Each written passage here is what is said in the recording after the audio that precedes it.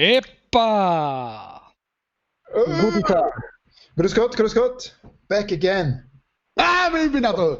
Grüß euch. Herzlich willkommen zu Roadshow. Roadshow Corona Special Edition Nummer 6. Wir leben noch, hurra, wir sind noch nicht gesterbt, aber damit so bleibt. Kontrollieren wir bitte auch unser Publikum. Liebe Zuschauer. In Ordnung? Ist die Körpertemperatur auf einem Level, der sich als 36,4. 36,2 sagt er mal bei mir. 36,5. 36,7. Oh, I'm the hottest. Oh. Bin ich schon wieder der Coolste, oder? Kann das meine sein? Güte. Und ich bin wieder mal der heißeste. Ja, und Geil. wieder mal sind die Seiteninstrumentalisten mit mehr als 4 Seiten, Entschuldigung, das billige Mittelmaß. Die Langsam Laura- fällt's mir auf.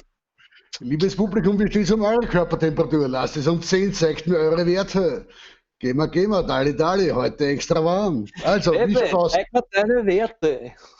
Ja, das ist richtig. Wir müssen schauen, ob wir vielleicht irgendwen rausschmeißen müssen aus dem Chat oder so. Nicht, dass da jetzt alle angesteckt werden, wenn da Ja.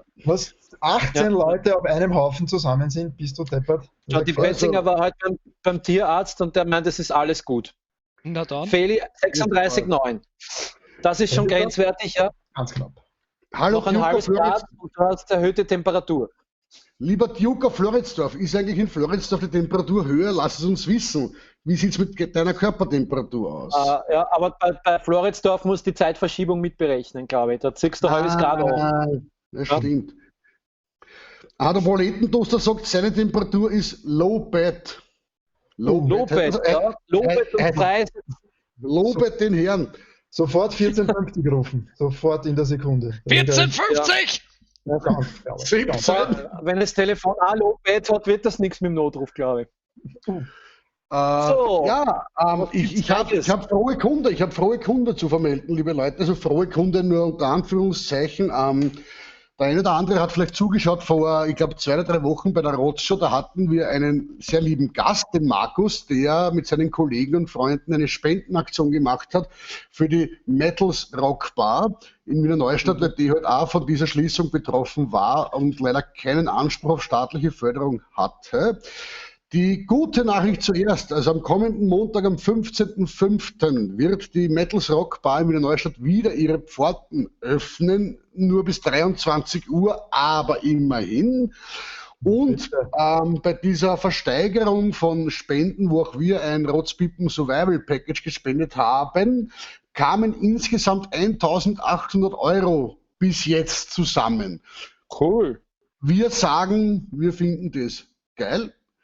Also wenn nur jeder so offenherzig wäre, wenn es um sein Lieblingslokal ginge, die Welt wäre eine schönere. Und wie viel ist unser Package weggegangen? Wissen wir das?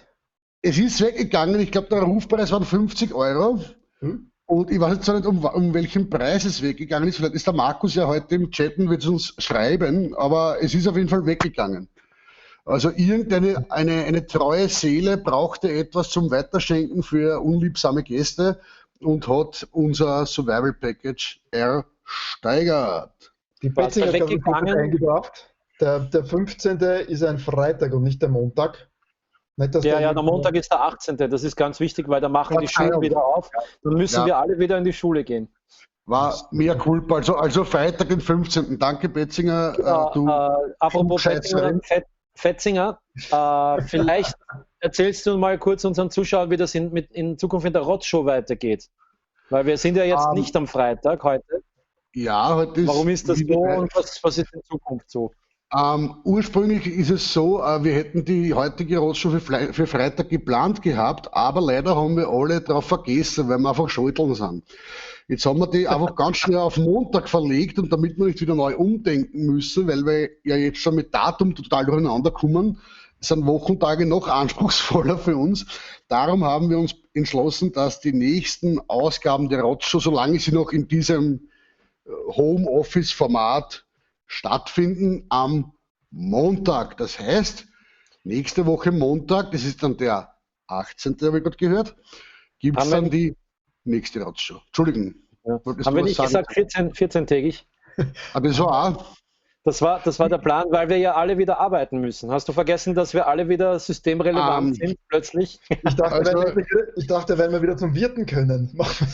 Also, also die Sachlage ist systemrelevant.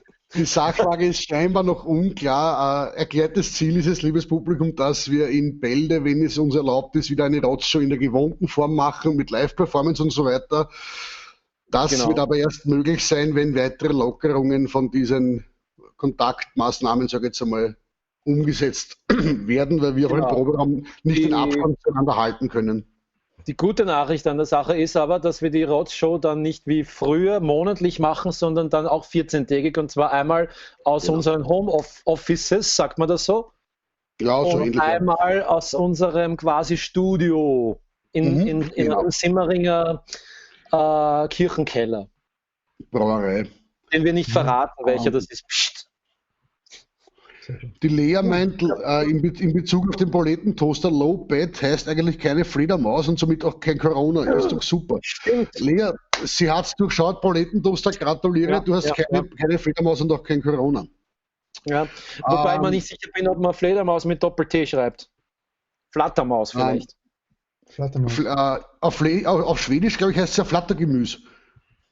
Flattergemüse, ja, stimmt. Ja, Flederlappen. Applaus, der Fels kann Schwedisch jetzt auch schon. Also Fünfmal Ikea. In einem skandinavischen Land. Da heißt nämlich die Batman-Comics Lederlappen. Lederlappen. Okay, aber bevor wir das abschweifen, lieber Friedhof, es gibt ja, glaube ich, du hast einen Brief bekommen, glaube ich. Genau, und zwar für unsere Kategorie Wünsch dir was. Juhu!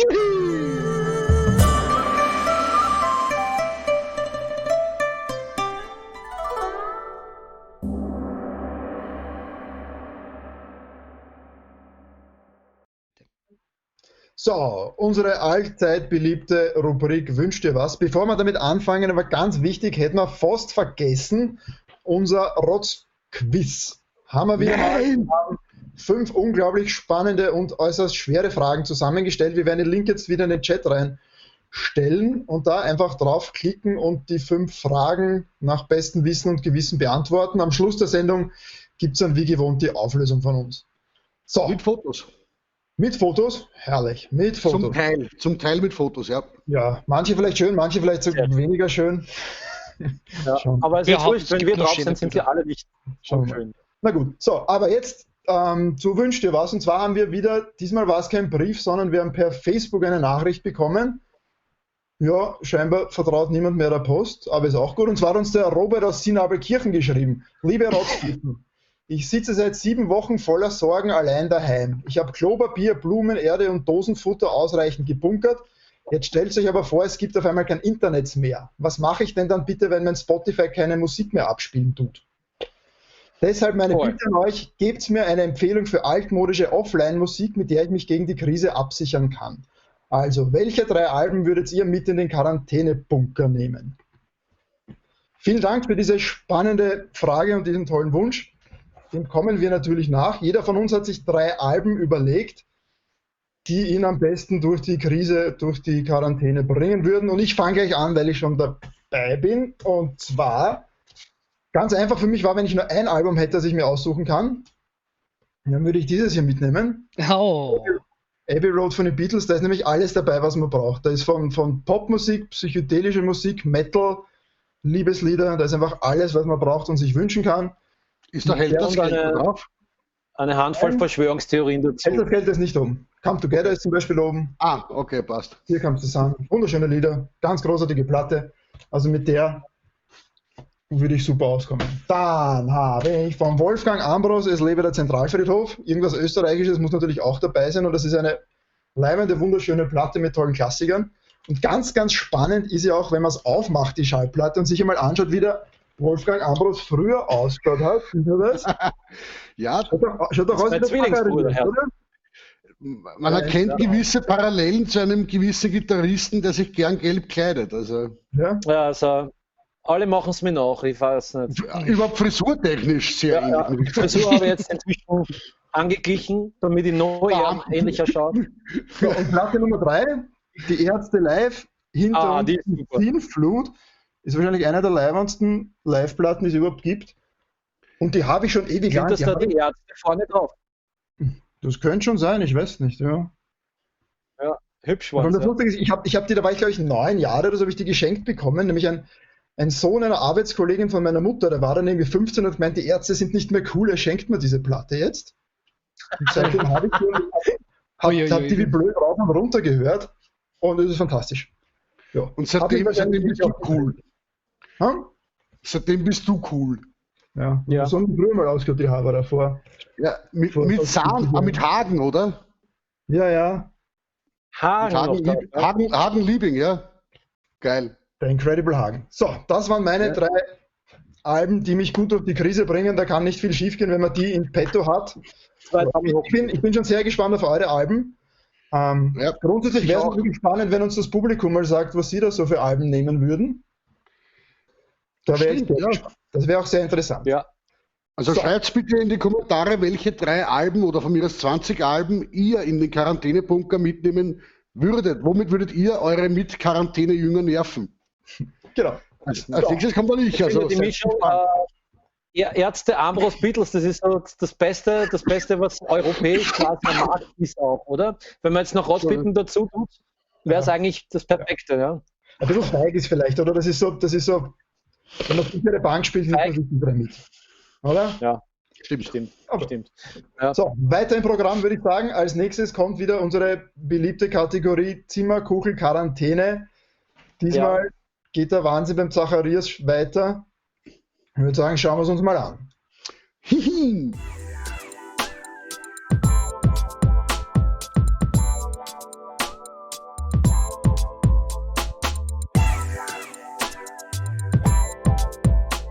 Liebe Zuschauer, willkommen zu einer neuen Folge von Zimmerküche Quarantäne. Ich möchte Sie darauf aufmerksam machen, hinter mir das Fenster ist geschlossen, damit der böse Virus nicht hinein kann. Mein Klopapier trage ich immer am Mann quasi, um eben mich auch zu schützen, angemessen vor dem Virus. Damit keine Langeweile aufkommt in dieser Quarantäne, gibt es diverse Tätigkeiten, die man natürlich ausführen kann, damit einem eben die Zimmerdecke nicht auf den Kopf fällt. Ich möchte Ihnen jetzt einige davon zeigen. Hier in meinem Buch über Zwangsstörungen male ich alle O's und A's aus. Das dauert natürlich ein bisschen. Am Mittwoch, am Nachmittag zähle ich immer bei meinen ganzen Eurocents, ob noch alle da sind. Damit keiner weiß, wie viel das sind, muss ich das im Kopf machen, damit keiner meinen Reichtum sieht. Jetzt habe ich mich aber verzählt, das heißt, ich muss von vorne anfangen. 1, 2. Psst, wir müssen jetzt ganz leise sein. Das ist die Gegensprechanlage. Und da glaube ich, dass ich von der Regierung abgehört werde. Deswegen habe ich den Hörer zugeklebt, damit die nicht mitkriegen, was ich so denke. Psst. Alle paar Tage muss ich mein Klopapier bügeln, weil es fühlt sich einfach besser an. Und ich kann wunderbar entspannen dabei.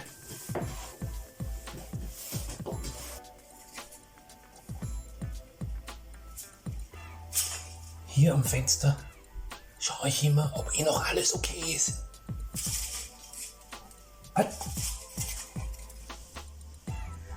Hier in der Badewanne esse ich am Abend gerne meine Heidelbeeren. Einfach nur so. Heidelbeeren haben viele Vitamine und Kalorien. Außerdem sind sie lila.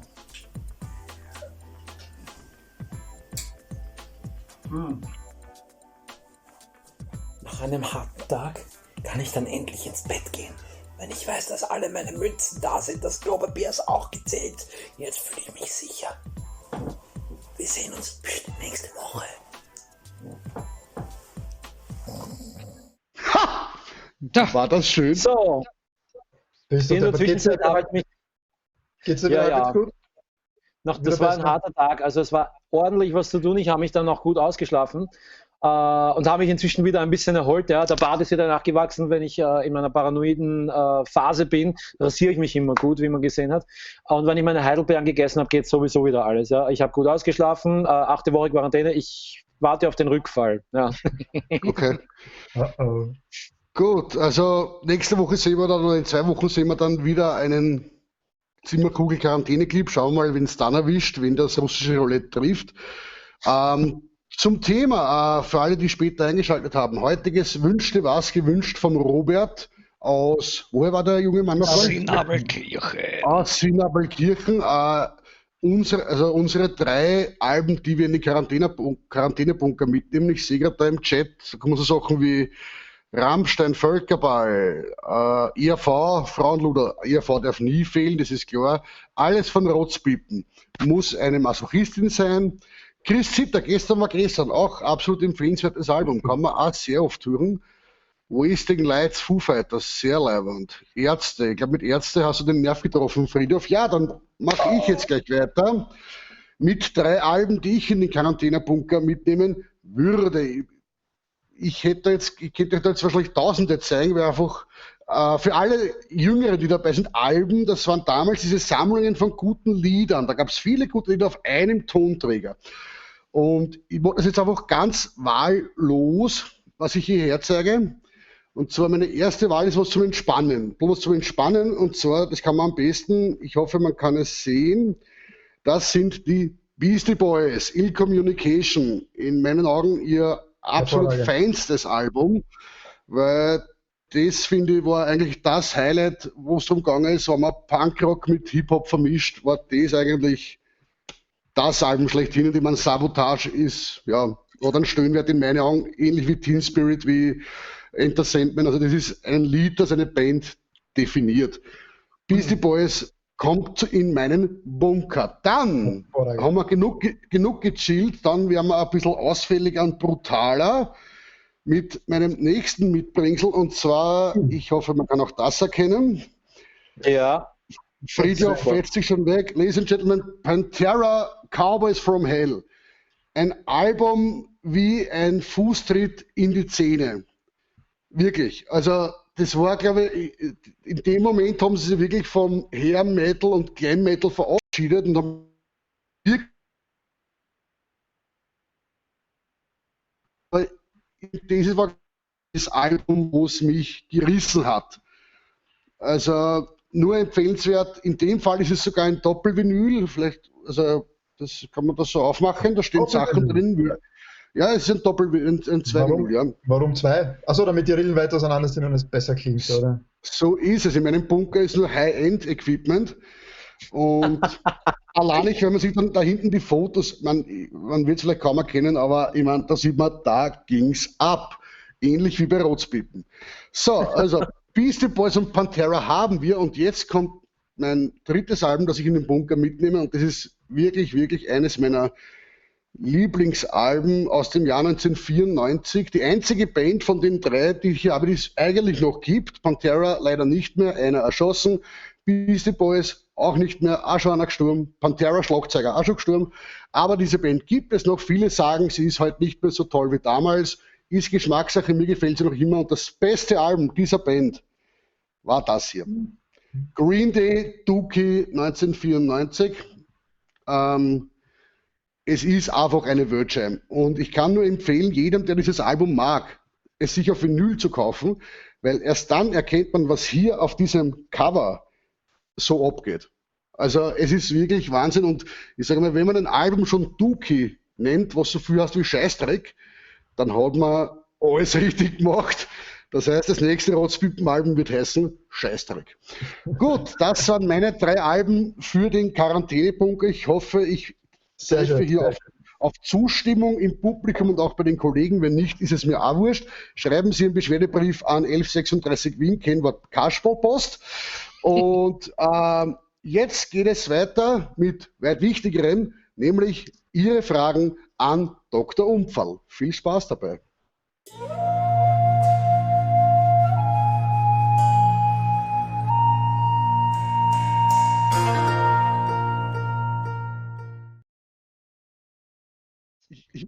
Das stürmt. Herzlich willkommen bei einer neuen Ausgabe von Fragen Sie Tante Umfall. Bin ich drauf? Ja, alles gut.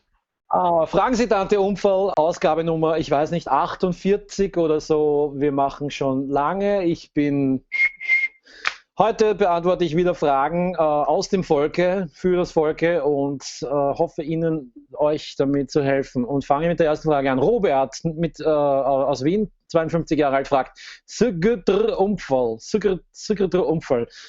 Wird das Speiseverbot in den Öffis durch die Maskenpflicht aufgehoben? Immerhin kann ich jetzt mein Leberkässemmel ja unter der Maske kauen und es besteht keine Gefahr für Mitreisende. Lieber Robert, ich habe hier, warte mal, eine Semmel besorgt und einen Mundfug. So, um dir das mal zu demonstrieren. Das Fressverbot in der U-Bahn wurde ja gemacht, nicht, da wird niemand was anbröselt, sondern aus purem Neid. Ja? Also wenn ich jetzt meinen Donnerstagsdöner verspeise in der U3, schauen immer die ganzen Bissgurner recht neidig. Das ist der Grund eigentlich. Und wenn ich jetzt mir mein schaue,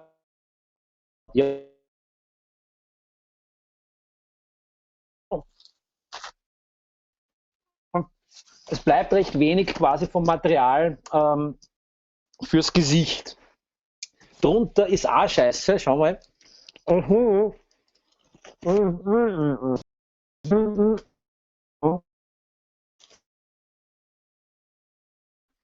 Auf das Über- und verzichten, vielleicht stattdessen Zassen. Auch nicht schlecht, nahrhaft, aber wurscht. Nächste Frage. Clemens aus Wels, 7 Altmann, hat mich die vorzeitige Schließung der Skigebiete und damit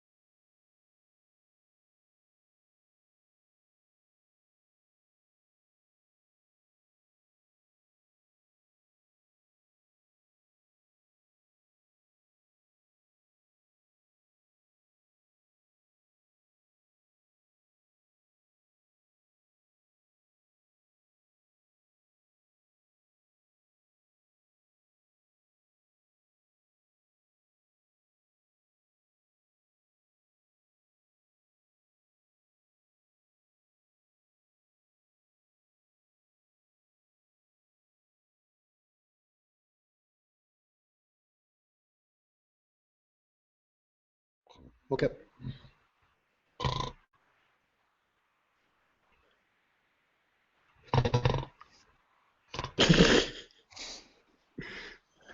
So.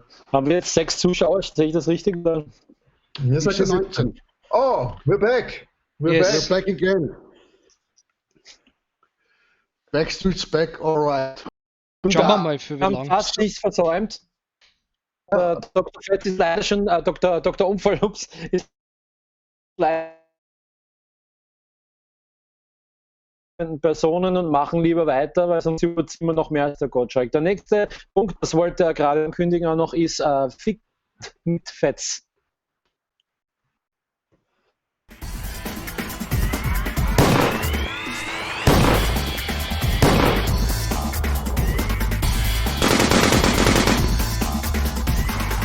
Herzlich willkommen und ein dreifaches bei Feed mit Fates. Grüß euch. Wir sind mittendrin in unserer Strongman-Wochen und heute geht's weiter mit der nächsten